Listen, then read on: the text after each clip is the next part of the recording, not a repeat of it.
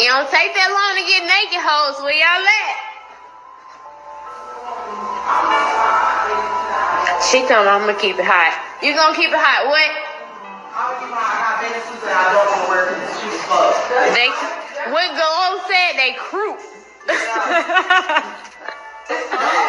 The one that's like mediocre is in my chains. I can't do them.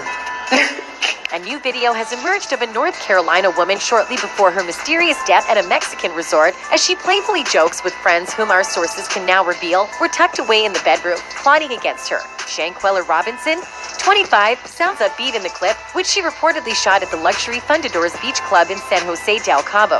It don't take that long to get naked. Where y'all at? Shanquella yells lightheartedly as she walks into a room at CaboVillas.com's Villa Linda 32, where the group discusses what is believed to be the plot to murder her. So, what exactly were her friends discussing in the bedroom, and what else do we know? Let's find out. The short clip splitting opinions concerning Shanquella's mysterious demise was posted on the Neighborhood Talk account on Instagram, where users shared their thoughts about her friends. Well, this is sad. You can tell they had a problem with her, and probably didn't say anything because she walked in recording. One person wrote, "This story breaks my heart, man. Imagine going on vacation just trying to enjoy your life and walking right into a death sentence. I hope they all get life." In Mexico, another said, "Their energy was so cold when she went into the room.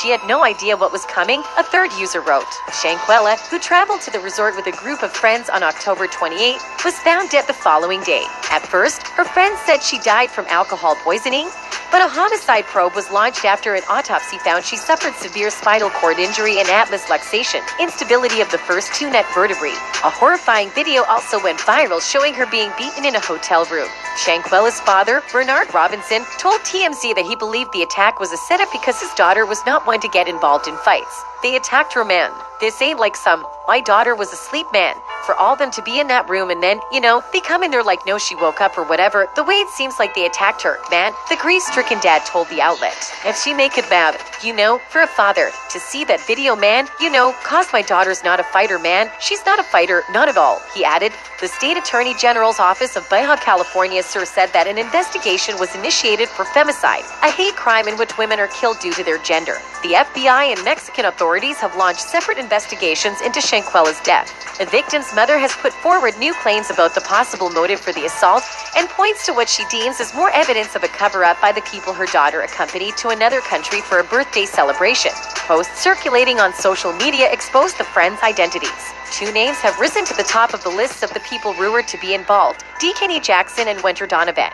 Graphics at a document floating around on social media identify 6 friends who were on the trip with Shanquella before returning to the States. Our sources obtained the guest registry list for Villa Linda 32 and tried to contact everyone on the list, but the police could not confirm if it was the same document floating around online. Khalil Cook is reportedly Shanquella's best friend of 5 years. Her mother told CBS News that Cook and her daughter were so close that he would go with them on family trips and would often visit their home. He called Salamandra on October 29th, alerting her that her daughter grew ill because of alcohol poisoning, according to reports. He also brought Shanquella's luggage back from Mexico to their house. She said, "I never thought he'd be so low to ever do my child like that," Salamandra said. Cook was at the family's side after Shanquella's death up until when the autopsy revealed that she had a broken neck and spine. Salamandra said, "I haven't seen him since," the mother told CBS News. Shanquella's sister Quilla Long told our sources that Cook was acting strange. "Now that stuff did happen, I can go back and say that's why he was pacing. I mean, you would have thought he was coming off something like he was high," Long said. "He was nervous, he was sweating, and grabbing his beard. It had to be eating him up then."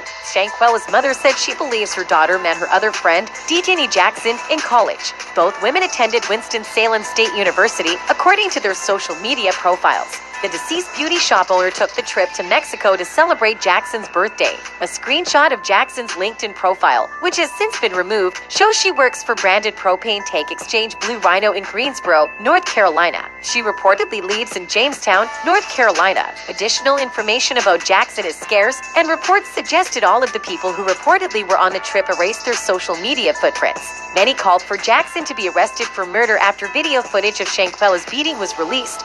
But sources close to Jackson told our sources that their other friend, Winter Donovan, was also involved. One woman was lying on the bed in the now controversial video, and two were standing above her talking when Shanquella entered the room where they chatted about bathing suits. Shanquella seemed to be in good spirits. It is still unclear what went wrong and what led to what her father called an attack in the first video. Another of Shanquella's friends, Winter Donovan, a Greensboro, North Carolina resident, was reportedly in the room recording the 18-second video where a male bystander tells Quella to fight back. Shanquella is still alive at the end of the video. One outlet is now claiming Donovan also was involved in the attack. In all these drama and mix-ups, Dejani Jackson has been accused of being the woman in the first video punching Shanquella repeatedly in the head and back. The victim was still moving when the video cut off. The allegations have not been confirmed. However, just like with Jackson, many social media users shared Donovan's information online, calling for the women to come forward with information or take responsibility for their actions that led to Shanquella's death. Nazir Wiggins is the only friend who has spoken out after the incident. He claims that he arrived in Cabo a day after everyone else and was at the villa that afternoon. Shanquella already appeared ill. He said, Wiggins said he turned on soft music and rubbed Shanquella's head until a medical professional came to the villa. He says he was told that a maid found her slumped over a toilet before he arrived. The deceased autopsy report shows she died 15 minutes after her injuries. I didn't see a fight.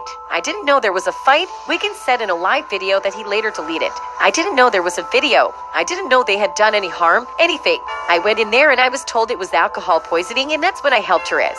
Other video snippets from the Cabo trip show the group of friends eating and drinking together and playing a game. During their last conversation on October 28th, the victim told her mother they had a private chef and she appeared to be enjoying the trip.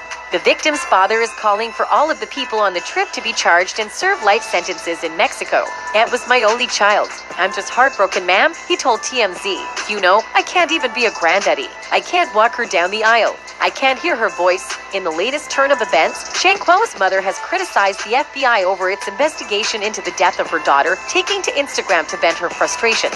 Shanquella Robinson has argued that the FBI is not doing enough and not notifying the family enough with updates. A GoFundMe page set up for the victim highlighted her family's belief that foul play was involved in her death. No wonder her mother is fuming with the FBI for being too slow. The GoFundMe page, which Shanquella's sister set up, said during this trip she was found dead. Her associates claimed she died of alcohol poisoning, but the death certificate from the Mexican government contradicts this statement as it reveals a broken neck and cracked spine at a time of death which is 15 minutes after she sustained these injuries.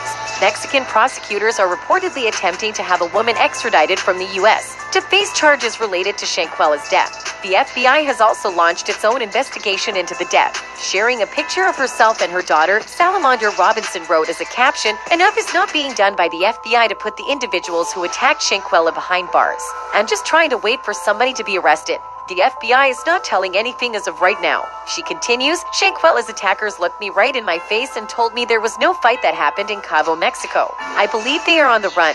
She also shared another picture of her and her daughter the following day, again attacking the FBI. She wrote, "I believe this all was planned. The people Shanquella went on a trip with have all been friends for over 10 years. Authorities have not informed me of any information due to the Shanquella